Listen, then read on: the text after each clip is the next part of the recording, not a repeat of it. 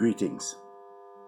On January 6th, we celebrated the feast of the Epiphany. And I wanted to spend a few moments to speak to us and to help us to understand a little bit more about what this season of the Epiphany means. The understanding in the Western Church, and certainly in the Protestant Western Church, is that we are celebrating the revelation of Jesus Christ to the Gentiles.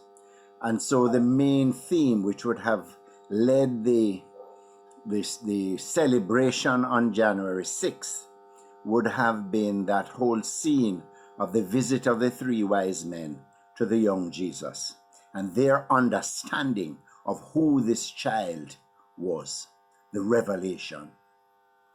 As the season progresses, we move from that particular theme into the baptism, which is what we will look at on the first Sunday in the Epiphany. In the Eastern Church, this is where their focus is, on the baptism. Our focus is different, and so the first Sunday's focus may not be specifically on the baptism, but some part of John's revelation, his understanding of who Jesus is. As the season progresses, we move from that into Jesus's call of his disciples and how they respond to him. We then have his teachings, we have his miracles, and the kind of effect that Jesus had on people. And again, having done that, their understanding, their epiphanies, their revelations of who Jesus was. And regardless of which year we use in our calendar, in our lectionary, we always end the season of Epiphany with the Transfiguration. And again, we know that that was another revelation of who Jesus was.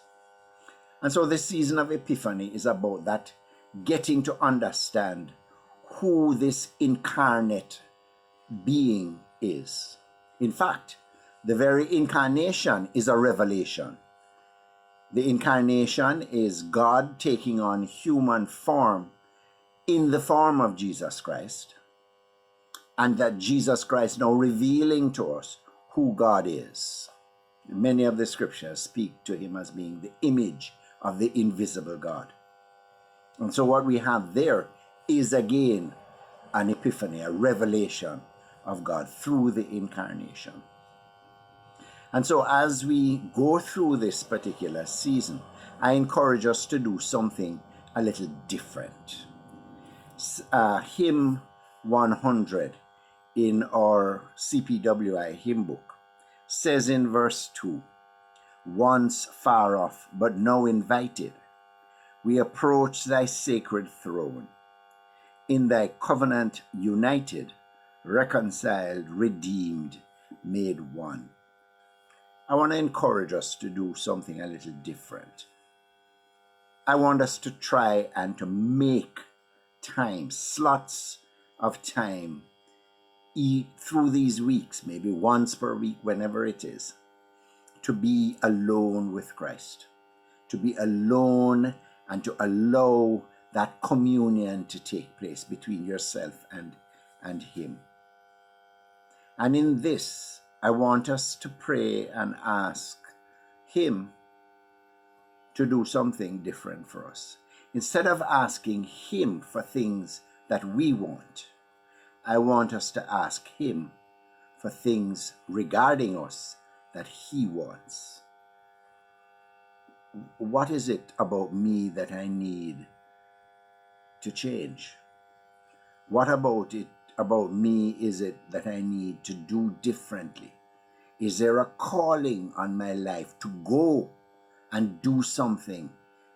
Whatever it is, spend the time this time asking God to reveal something to you that he wants to reveal to you. Have your own epiphany. You may have had an epiphany with God before, a revelation of who he is in your life.